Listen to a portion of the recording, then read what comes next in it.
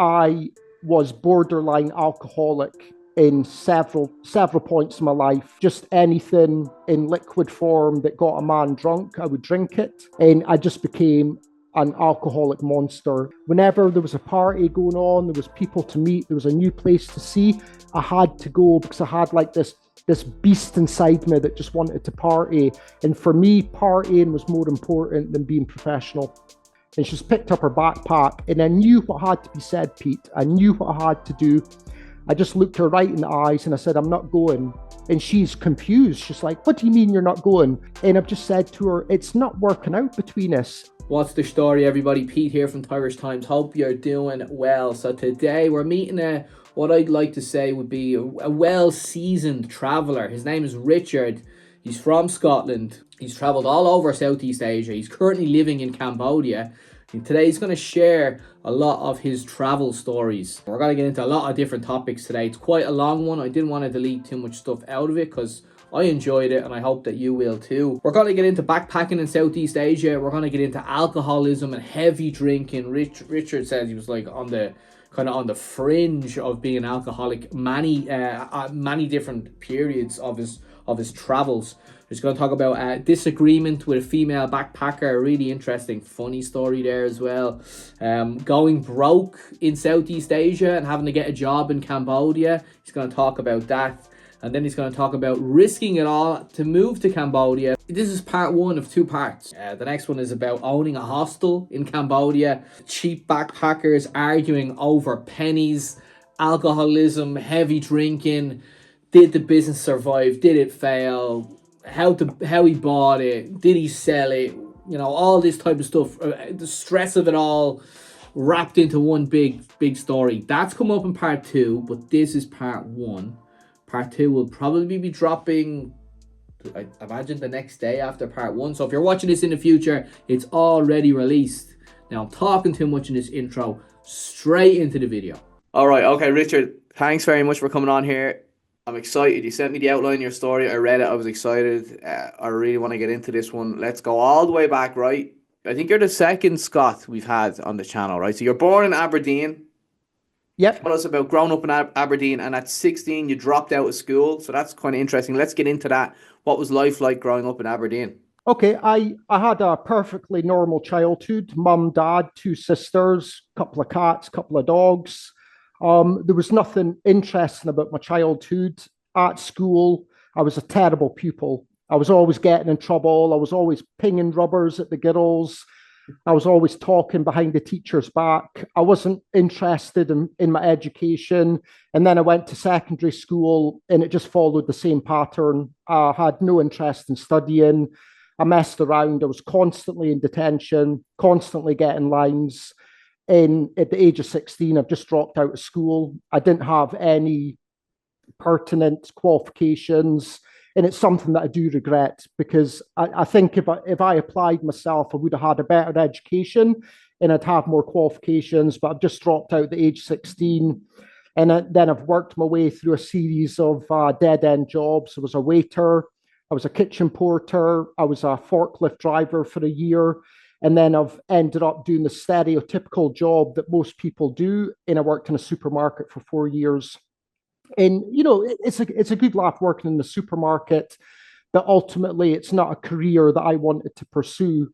And at the age of 24, I worked in the supermarket. I was in the dairy department. I was a dairy fairy, as my colleagues used to tell me.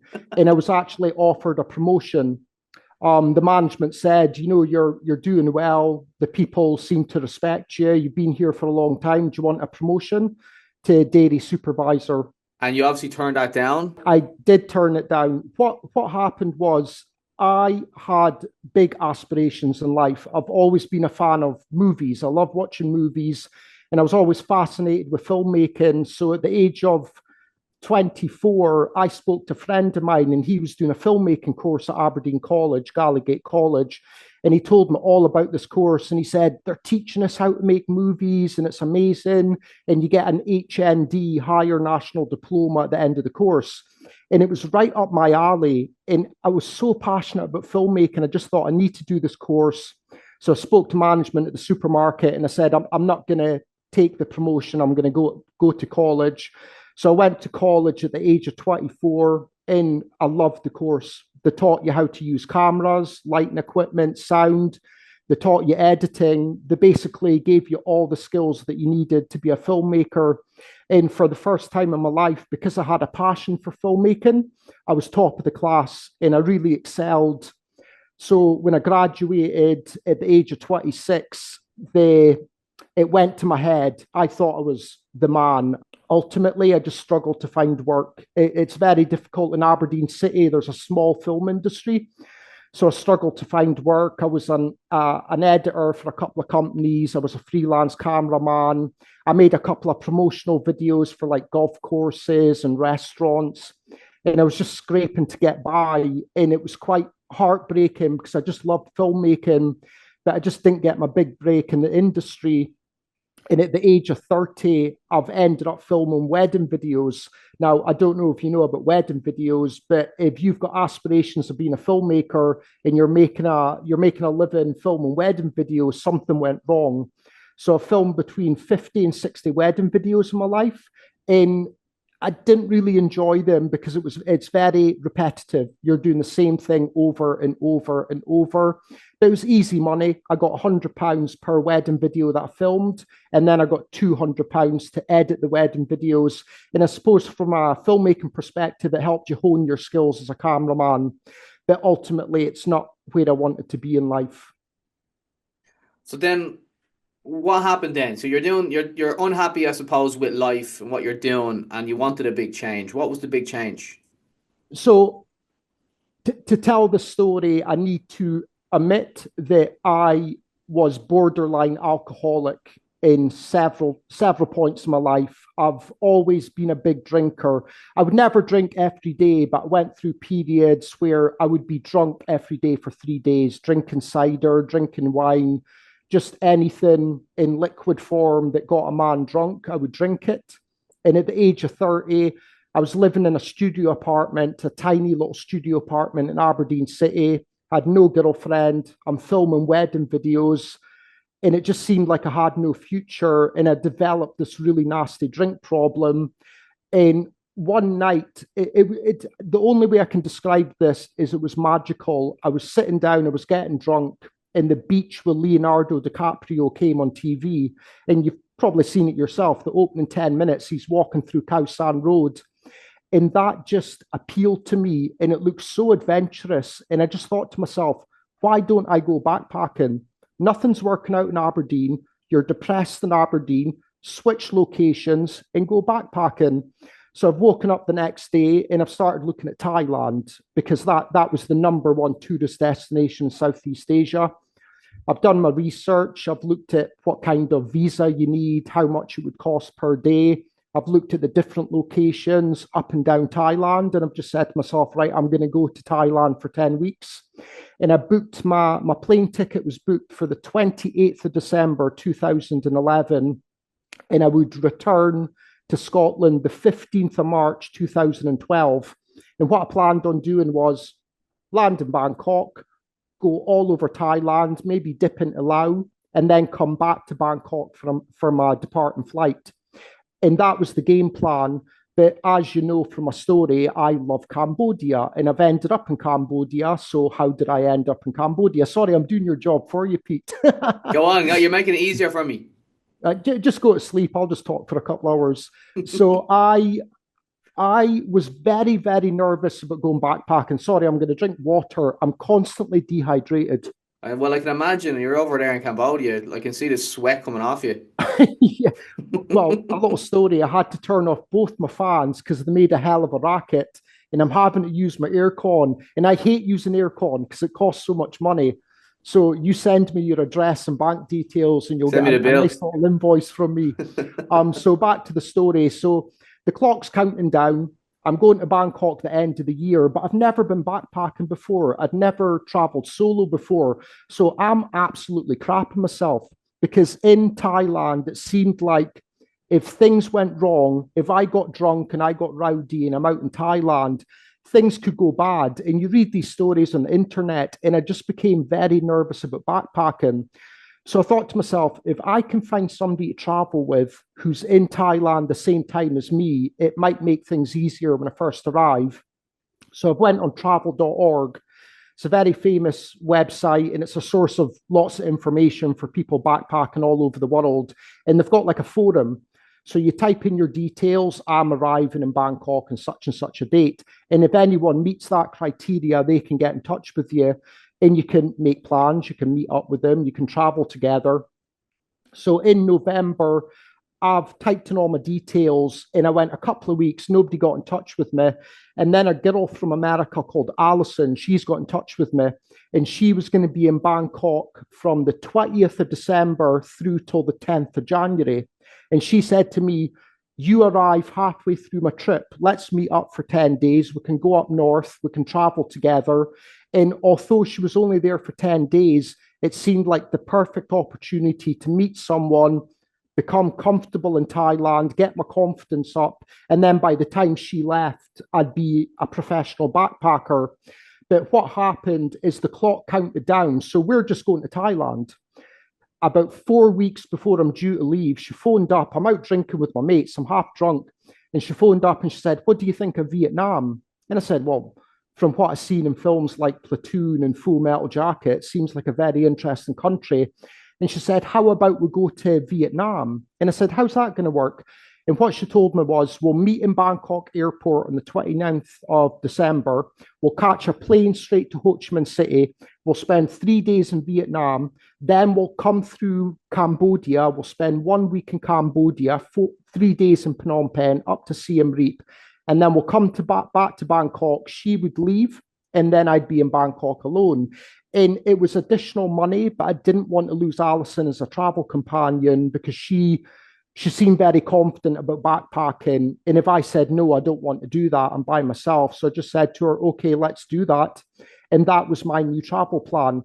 Arrive in Bangkok, meet Alison, go to Ho Chi Minh City for 3 days, into Cambodia for 7 days. It's confusing when I say it. We might need graphics to help people understand.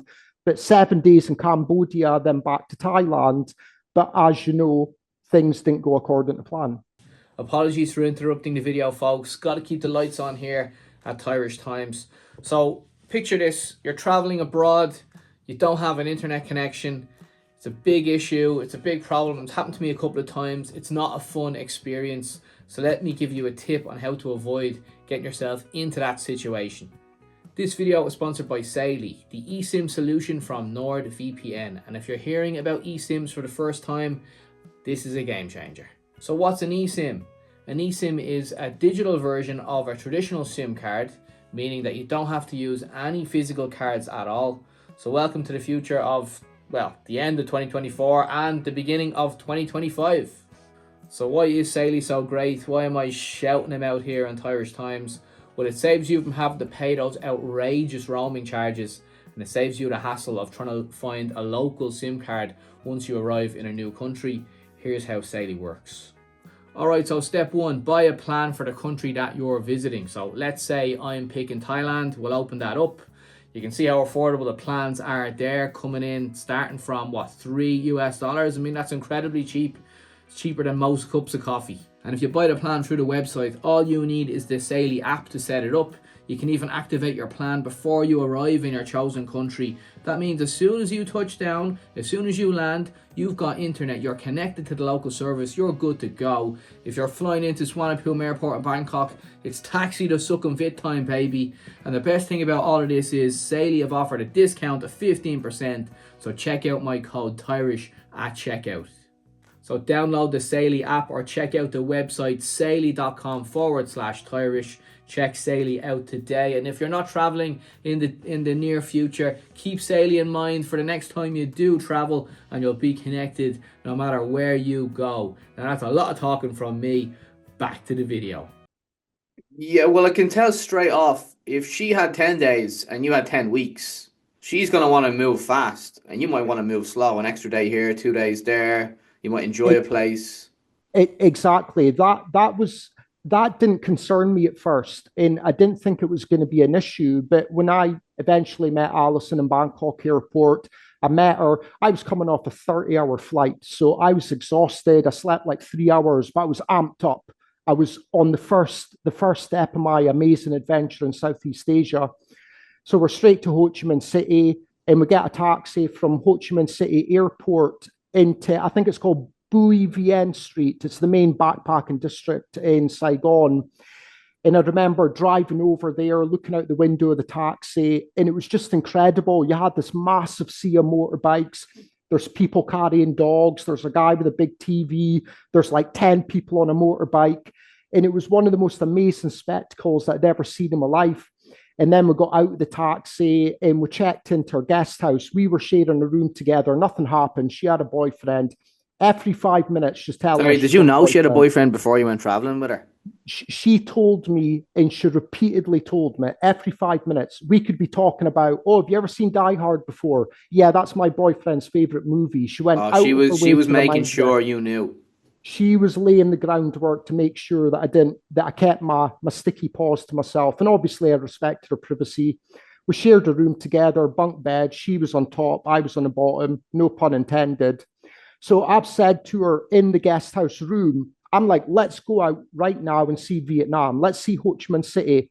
And I chucked on my vest just like this. And I said to her, I'm ready to go right now. And she said, oh, can you wait for me to get ready? And I'm like, okay, how long are you going to be? It's going to be 15 minutes. It might be 20 minutes. Oh, I'll just be an hour and a half. And I'm like, What? what? Just to get ready to go. What does she need? Just Shorts. You're in a tropical country. Shorts and a t-shirt and flip flops. Out you go. exactly. So I'm perplexed. So I've said to her, right, what I'll do is you take your time getting ready. I'll go outside and have a little look around, and then I'll come back in an hour and a half. And she said, are you not going to wait here for me? And I said, you want me to wait in the room, not go outside and see Vietnam while you're prancing about in the bathroom? And I said, no, no, no, no, no. I said, you stay here for an hour and a half. I'll go outside. And that became a little bit contentious, but it was no big deal. So I went outside, and seeing Saigon for the first time on foot was just magical. You've got the big flashing signs, all the local Vietnamese people smelling food, the smell of street food in the air, people on motorbikes. So I got myself a couple of beers, and then I've went back and got Alison an hour and a half later, and she's finally ready. What was she So that wearing? Was like she all like dressed up or? I thought she was going to be in like a wedding dress or something. She took an hour and a half to get ready, but it was just she had her makeup done and stuff like that.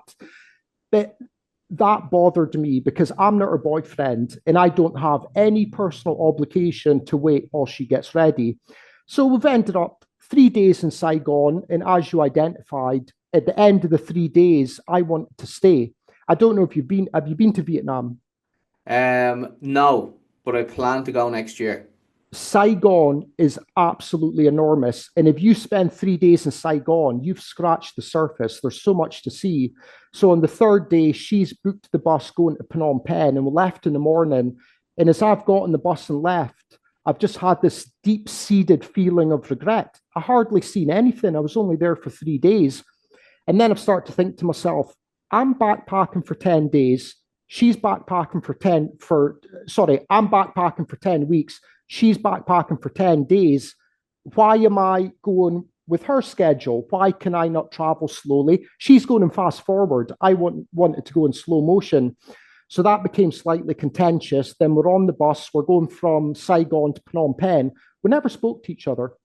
We didn't have anything in common. She was very conservative, very quietly spoken. She didn't like drinking, and she liked Efton Planta tea. And I'm quite brash. I'm outspoken. I'm always making jokes, but we just didn't get along. And that became another bothersome issue was I was backpacking with a girl who was not only on a different schedule from me, but we didn't even speak to each other. So we've landed in Phnom Penh. I think we got dropped off by the bus about 5 o'clock that night. So the sun was starting to go down. And that was amazing arriving in Phnom Penh for the first time. I was right on the riverside, and you've seen the big Mekong River. Then there's the Royal Palace directly behind it. And it's just felt different from Vietnam. I can't describe it. It felt more magical. And we've got a tuk-tuk from the riverside over to Street 144, which is where our hostel was. Now, Street 144, it's one of the most innocuous streets in all of Cambodia, but this was my home for 8 years. But I didn't know it at the time. When I arrived, I just thought it was a normal street. So me and Alison, we stayed in a place called the Riverside Hostel. And this was part of a franchise. You had the Riverside Hostel on one side of the street, and directly opposite, you had the Riverside Guest House. And it was ran by a guy from Norway and a guy from England. So we've checked in, we're sharing a room again. And then I've said to her, we're in Cambodia, let's go outside. Oh, I need to go to sleep for an hour. And I'm like, who is this woman? So she wanted to sleep for an hour. And then she told me it's her time of the month. So that's another thing to contend with. And I just gave her space. I said, okay, you want to stay upstairs and sleep like an old lady? You stay here. I'll go downstairs. How old was she at the time? She was 28 years old. Okay. Maybe it's because maybe her sense of adventure wasn't the same as mine, but it just seemed like we wanted different things from the trip. So I've went downstairs in the guest house, I've got myself a beer, and I've stepped out onto Street 144, and I've started to look around, and it was just captivating. There was a local market called Psa. They've got fruits, they've got vegetables, there's people making street food, there's fried chicken, there's fried rice, and then there's the tuk-tuk drivers. And I'd never met a tuk-tuk driver before. I didn't meet one in Vietnam. And I started speaking to these guys, and they were so friendly to me. Where are you from? How old are you? How long are you going to be in Cambodia? And we've just stood there speaking, and I've immediately formed a connection with them just through talking. And I just loved them. And I remember one of the tuk-tuk drivers said to me, he goes, thank you for coming to my country. And it was such a warm statement that I just immediately felt this everlasting bond with him. So Alison's eventually came downstairs. It's like 6:30, Sleeping Beauty's woken up. So she comes downstairs and she said, let's get some food. And I'm like, great, where do you want to go? There's literally street food on the street. And she said, oh, and she opened her copy of Lonely Planet. She said, there's a restaurant 2 kilometers that way I want to go to. And I said, why not eat food here? Oh, the Lonely Planet says this is a must-see and it's a cultural experience. And I'm like, there's street food on the street. Why can't we eat here? She insisted we go halfway across town. So I followed her. We went and got food, and I just knew we weren't getting along. It's just, when you're traveling with somebody or you get to know somebody, if you like them or not. And she was a lovely girl, but as a travel companion, we were not compatible whatsoever. We should not have been traveling together.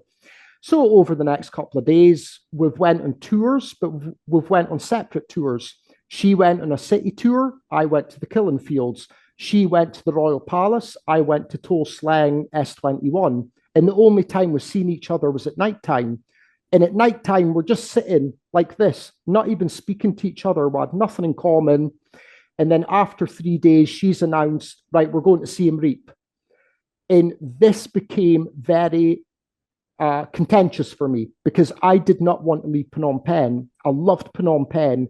And now I was in the same position I was in Ho Chi Minh City. I loved Ho Chi Minh City, but I left after 3 days. Now I've came to Phnom Penh. I like it 10 times more than Ho Chi Minh City, and she's wanting to go up to Siem Reap.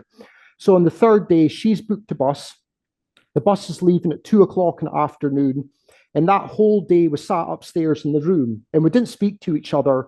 And I'm just sitting there like, I do not want to leave Phnom Penh, but I've made a commitment to Alison to travel with her. But I don't like Alison. And truth be told, she probably didn't like me either. And I'm just thinking, why am I traveling with this woman? We didn't get along. And I just loved Phnom Penh. And I had to say something to her. So at 1:45, she's like, right, the bus is coming at 2 o'clock. Let's go downstairs and wait in the bar area for the bus. And she's picked up her backpack. And I knew what had to be said, Pete. I knew what I had to do. I just looked her right in the eyes and I said, I'm not going. And she's confused. She's like, what do you mean you're not going? And I said, I'm staying in Phnom Penh. I'm not going to Siem Reap with you. And she said, but we booked a bus. We're supposed to be traveling together. And I've just said to her, it's not working out between us. And she's completely oblivious. She's like, what do you mean? And I said, we don't even talk to each other. This is the longest conversation we've had in 3 days. And she was completely blind to her lack of connection. So she's obviously got the hump. She's taken it personally. She went downstairs and I felt like an absolute prick. I felt nasty. And I felt like I'd done something bad to her. But this was my backpacking holiday. I was traveling for 10 weeks. I didn't want to leave Phnom Penh. She's only traveling for 5 more days. We don't speak. What's the point? So I've went downstairs and I wanted to speak to her.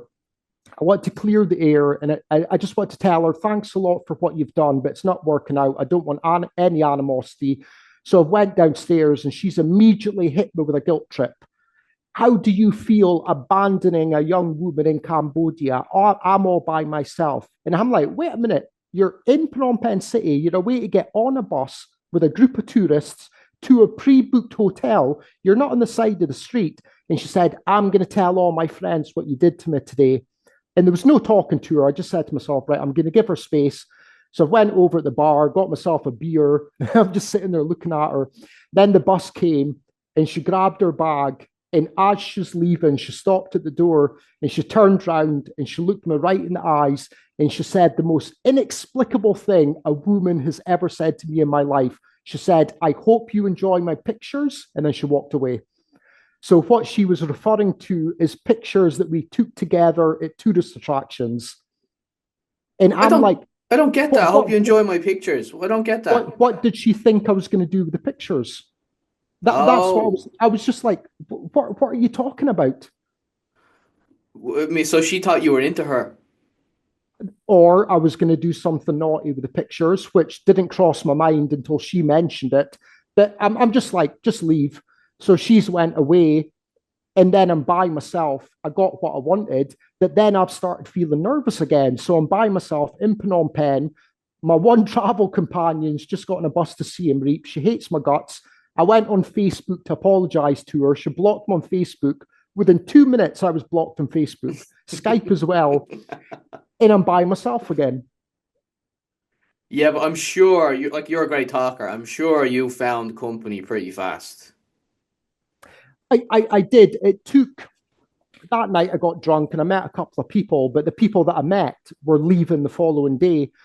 So the next day, I've woken up, I went down to the bar, and this is how it works in backpacking. This is how easy it is to make friends when you're backpacking. I went down to the bar, guy from England, guy from America. They just arrived in Phnom Penh that same day. Immediately started speaking to them, and we've formed a friendship, and we've ended up traveling all over Cambodia together for 3 weeks. And these were my kind of travel companions. They like to drink, they like to party, they like telling funny stories. They were spontaneous with their adventures. And we've traveled down to Kampot, Sihanoukville, Kep, Rabbit Island, back up to Phnom Penh, then up to Siem Reap for about 3 or 4 days, up to Siem Reap to see the temples. And they were amazing to travel with, just really cool guys. Okay, so you're with these guys, and then so this trip goes for 10 weeks. It sounds like you've had the time of your life. And then what do? You go back to Scotland then? Well, no. So what happened was I'm only 3 weeks into the trip. This is only week number 3. And then in Siem Reap, these two guys, they wanted to go up to Laos. They're like, let's go to Laos. And I said, what a fantastic idea. Then I've looked at my bank balance. I've burned through all my money. And I'm like, oh my God, and my plane's not leaving until the 15th of March. This is the 3rd week of January. And I'm running out of money. So I had to get a job of some description. And I said to these guys, I can't go up to Laos. I need to get some sort of job. But how do you get a job in Cambodia? I didn't have a clue. So I spoke to a woman who worked in the Riverside backpackers in Phnom Penh. I was quite friendly with her. And I said, I need to get a job. And she said, my sister owns a school in Phnom Penh. She said, come down to Phnom Penh. It's a volunteer position. But I thought, if a volunteer is a school teacher, I'm going to drink less and I'll spend less money because they give you free food and free accommodation. So I said to the woman, right, book me in for that. I'll take that job. So I said to the guys, goodbye. It's been nice knowing you. I went all the way down to Phnom Penh, said goodbye to them, get to Phnom Penh, check into the Riverside hostel, and I go and speak to the woman. And I said, when do I start the job? And she went, oh, I'm so sorry. My sister gave the job to somebody else. And I'm like, what? And I said to her, I've just said goodbye to my friends up in Siem Reap. I've came down here for a job, and now you're telling me the job's gone. And she said, I'm sorry, there's nothing I can do. And I'm alone again. Once again, I'm alone. So I've thought to myself, there's only one solution to this predicament. I need to get as drunk as possible and I'll deal with it tomorrow. So I'm sat outside the hostel, I'm pounding beers, and one of the owners from England came up to me and he said, "What are you doing back here?" And I explained about the volunteer position. And he's looked in the bar. So the hostel's got a bar. He's looked in the bar and he said, "Have you ever been a bartender before?" And I said, "No." And he said, "Do you want to work here?" And I said, "What do you mean?" And he said, "Well, we're looking for a Western bartender. Do you want to work here?" And I just thought, work as a bartender in Cambodia? And what they said to me was, "We'll give you $300 a month. You'll get a free bed, free food, and all the free beer you can drink," which is a very bad statement to make to a Scotsman. And as soon as he mentioned the beer, I was like, Oh, that's right up your alley. So I've ended up working in this bar for 5 weeks on Street 144, and it was just wild working there for 5 weeks as a bartender, interacting with customers, speaking with the tuk-tuk drivers every day. And I developed very strong friendships with the tuk-tuk drivers every day. Before my shift started at 5, I would climb into their tuk-tuks and I would speak to them. I would get to know them, hear their life stories. And at nighttime, they came into the bar and I would sneak them free beers and just speak to them. And then my shift would end at 12. And at 12 o'clock, I would go out with the tuk-tuk drivers, or the guests would say, "Oh, come out with us." And for 5 weeks, I was just obliterated on beer. And it was amazing. Well, so it sounds like you had it sounds like you had the trip of a lifetime. So how did you end up going back to Scotland? Did you go back to Scotland, or what did you do after the 10 weeks? So what happened was I had a 2 month visa. I had 30 days upon arrival. Then I've started working in the bar in Phnom Penh. So I got a 30-day extension. After that 30 days is up, you cannot get another extension. And I had a flight booked. So I had to leave Cambodia at the end of February. And the day that I left, I was devastated because I never thought I was coming back to Phnom Penh. I never thought I was coming back to Cambodia. I thought this was goodbye forever.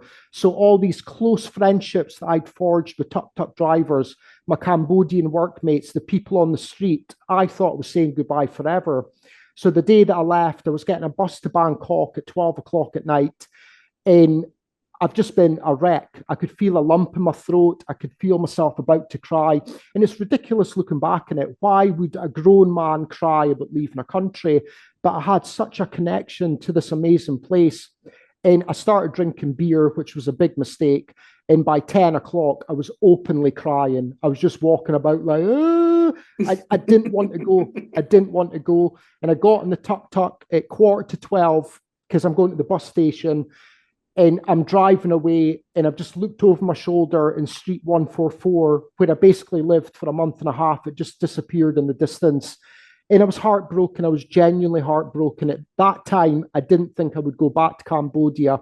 But then I went to Thailand for 2 weeks, Bangkok, Koh Samui, Koh Tao. Or is it Koh Tao or Koh Tao? Koh Tao. Koh Yeah, you got it right the first time. Koh Tao. Yeah. I went down to the islands, back up to Bangkok 2 weeks later. And then I've left Thailand. And as much as I love Thailand, I didn't feel any emotional connection to it. I just left.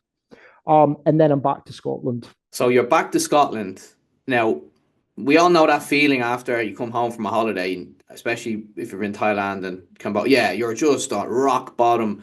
You have to go back to the office or wherever you work and see the same faces. And you've had this wonderful experience and you've gone off into the world and done all these things. And you come back and everyone's in the same kind of mindset and frame. And you're like, oh, I have nothing in common with these people. So what were you like when you got back? The first 2 weeks were amazing. I was excited to see my family. I was excited to see my friends. I'm telling them all about Cambodia. I was working in the bar. I seen Angkor Wat. I became friends with the tuk-tuk driver. So I went through this 2 week period where I was happy because I was talking about Cambodia. But then I'm back to reality. And I was in exactly the same position I was before.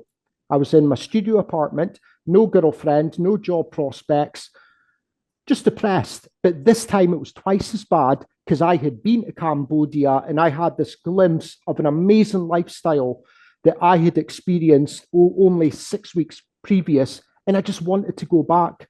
And all I could think about was Cambodia. And at night time, I'm thinking about Cambodia. I'm thinking about Cambodia. I'm looking at my pictures and I've got a huge smile on my face. I just looked radiant and I looked happy to be in Cambodia. And I just said to myself, why am I living in Scotland if I'm not happy? In Cambodia made me happy. Scotland, I'm feeling depressed. I'm feeling down. And I've just thought to myself, I've lived in Scotland for 31 years and it's given me everything I feel that I can take from it. And I just knew that if I stayed in Scotland, I would be stationary. Everything would be stagnant and I had to go back to Cambodia. So I've started saying to my family and friends, I'm going back out to Cambodia. And they said, you're going on holiday again? And I said, no, I'm going to live. So I booked a flight for November. It was mid-November.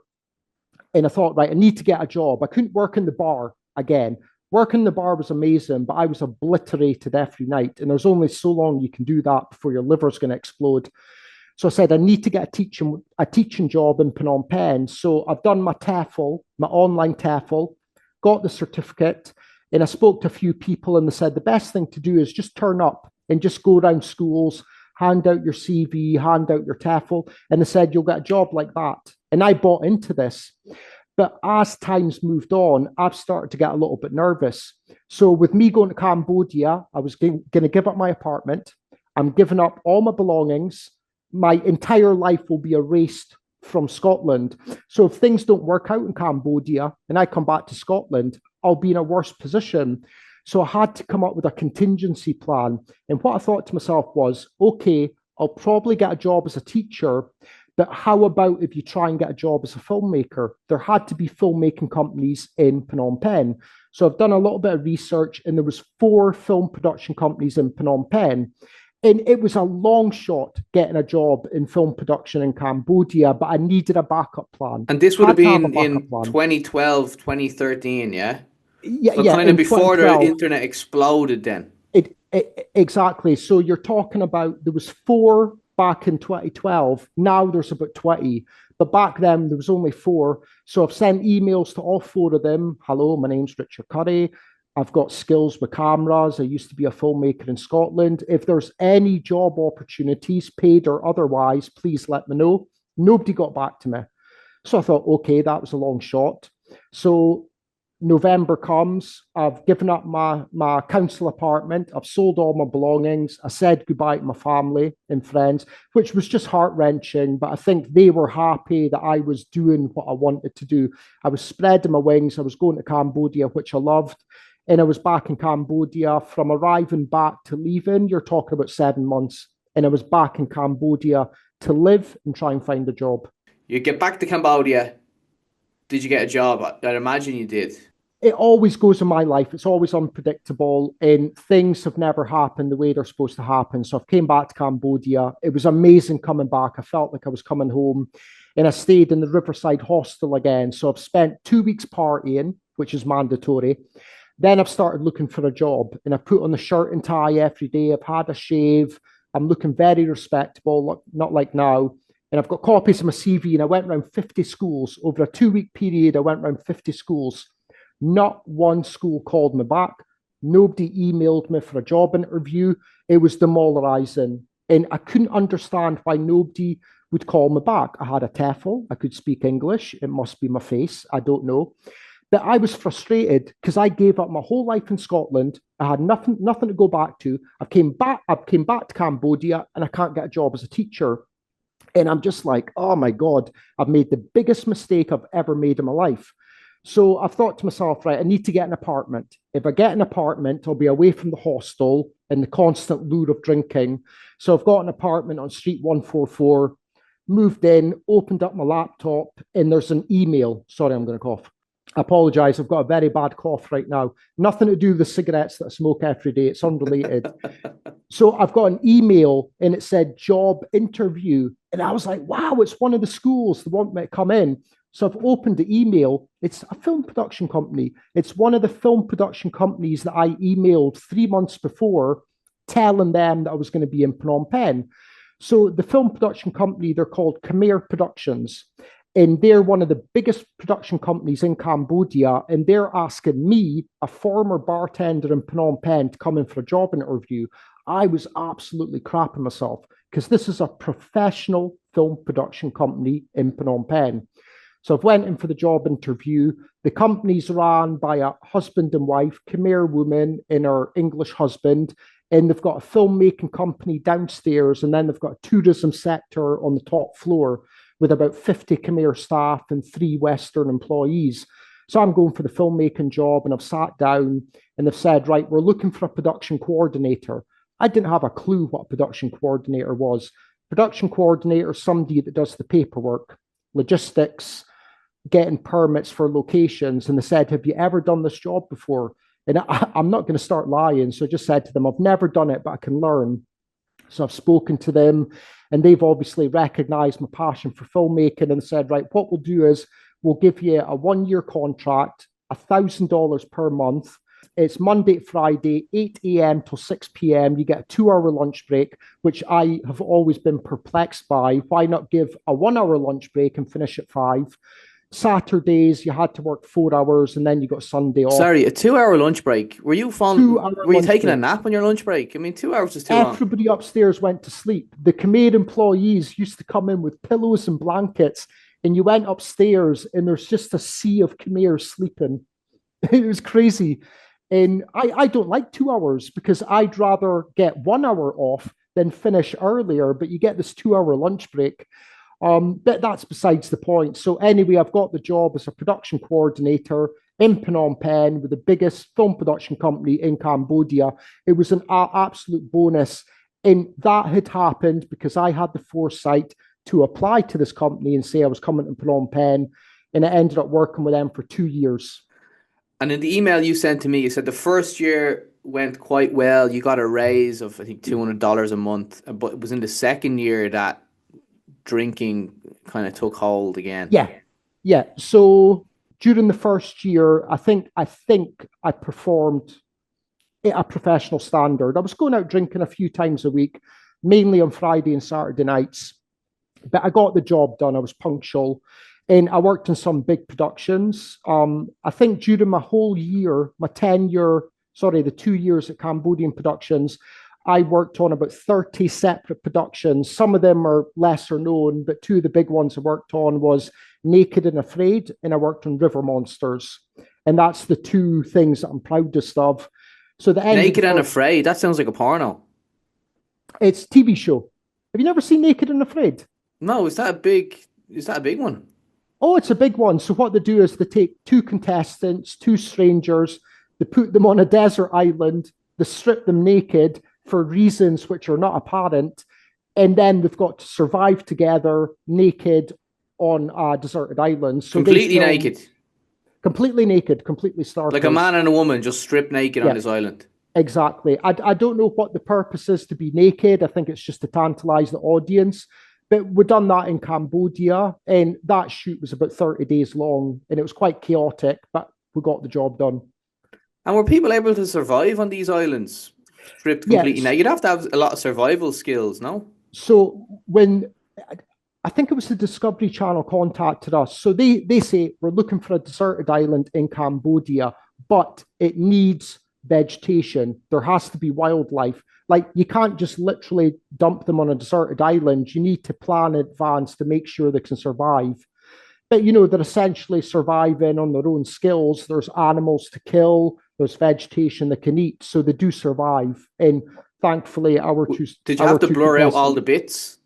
Yeah, you blur out the bits. I was away to tell you a funny story, but it's quite lewd. So I don't think I'll tell you.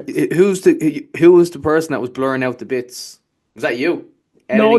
So I never edited anything. I was just making sure that person has an awful job just blurring. I wish I was. It would be a fantastic job. Well, not if it's the same gender. You know what I mean? If you're blurring out a man's bits, you're just like, oh. Oh yeah, that's when I would call in somebody to take over. Can you blur out this thing there? Yeah, so I've got to the end of the first year, and I got another 1-year contract, and then I got a pay rise. I got $200 pay rise. So instead of making $1,000, I'm making $1,200. And that went to my head. I thought, I'm doing an amazing job. I'm invincible. I cannot be fired. So I started drinking even more. And And that was my Richard, when you say downfall. drinking, like, give us a night out at that time for you. How much you drinking? What time you starting drinking? What time do you finish? So when I first started going out, it would be a couple of beers. It would be like a few sociable beers. Then you went home. But then it just developed into 10 beers, 12 beers. You might have a couple of Jack and Cokes. So during the first year when I went out, I would go out after work. So I'd be in the bar at 6 and I'd be home at 10. I'd have maybe 8 beers. But then the second year, as I became more irresponsible, and what happened was my social circle became bigger. I started meeting more people. I went to more bars. There's more opportunity to party, and I've ended up staying out till maybe midnight, 1 o'clock in the morning, 2 o'clock in the morning, and then I've got work at 8 o'clock. I've got to be in work at 8. So the first thing to slide was obviously the punctuality. I've came in at 8, then it was 8:30, then it was 9. Sometimes I came in at like 11:30.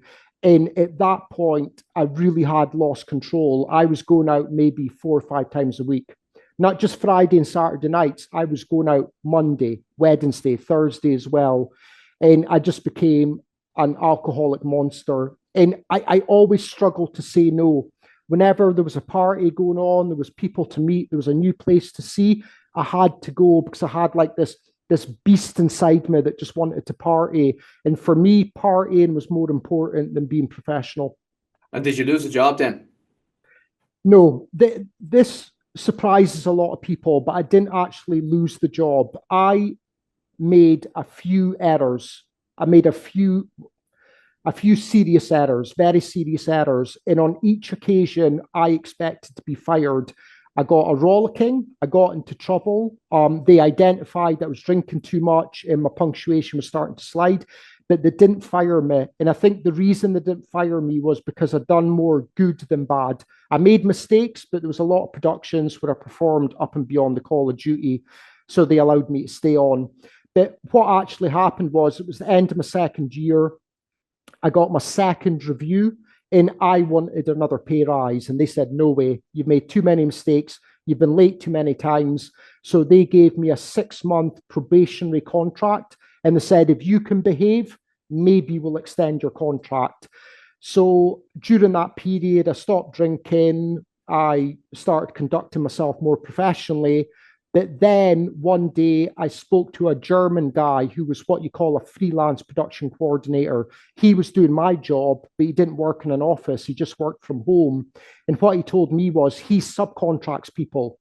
He said, I'm not in Cambodia right now. He said, I'm subcontracting you. You give me the price. I put it in my budget and I add a markup and I make money and nobody knows any different. So I've just thought to myself, maybe I can do that in Cambodia. Maybe I can be a freelance production coordinator. So I've ended up handing them a notice at Khmer Productions, and they were amazing to work with. I just have to say, I learned so much about the Cambodian film industry, but I just felt it was time for me to try and do it by myself to see if I could survive as a freelance film production coordinator. So I've handed my notice, set up a website, and over a 2-year period, I worked on maybe 16 freelance productions, and I'd done it myself. I'd done the paperwork myself. I hired crew. I got the import export license for people's equipment, and I'd done it myself for 2 years. But unfortunately, at the end of that 2 years, there's been more competition. So many of the people that I worked with, the Cambodian people, they started emulating my business model in Cambodia and they had the upper hand. They're Cambodian, they know the country better than I do, they can speak English, and they charge significantly less than me. And it just blew me out of the water. I couldn't compete with them. So at the end of my 2 years as a freelance production coordinator, I just stopped answering my emails.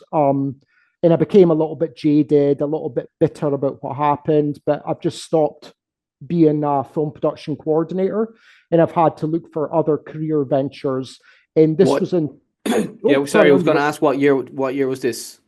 it was 2016. So it was 2016 when it was about I'm going to say May or June, I just stopped answering emails. And I thought to myself, right, I had a little bit of money saved up, not too much money, but I had a little bit of money saved up. And I thought, right, I need to become a teacher. That's the only career option I have at the moment. I worked in film production for 4 years. The next logical step is to be a teacher. And that's what I started to investigate. Why was that the next logical step, Richard? Just because that was an easy job to do at the time? Because it was the easy, stereotypical job to get. And I'd done bar work. I enjoyed bar work, but I didn't want to do it for the rest of my life. I worked in film production for 4 years. It ran its course. And like I say, that for me, that was the only job opportunity that was available to me in Phnom Penh. But little did I know there was another opportunity just around the corner on Street 144. What was that opportunity? Buying a hostel. Oh, yes. So it's time for the hostel. This is the meat and gravy of the conversation. I never allow these people near the business because it's bad for business. If these people come in, you see them operate, they will circle the tables. They'll look for a couple. They'll sit down. Hey, how you doing? Where are you from? Sweden? Oh, I've been to Sweden. And then they'll say, oh, I've lost my wallet. Can you buy my beer? I'll pay you back tomorrow. And then they've got a free beer.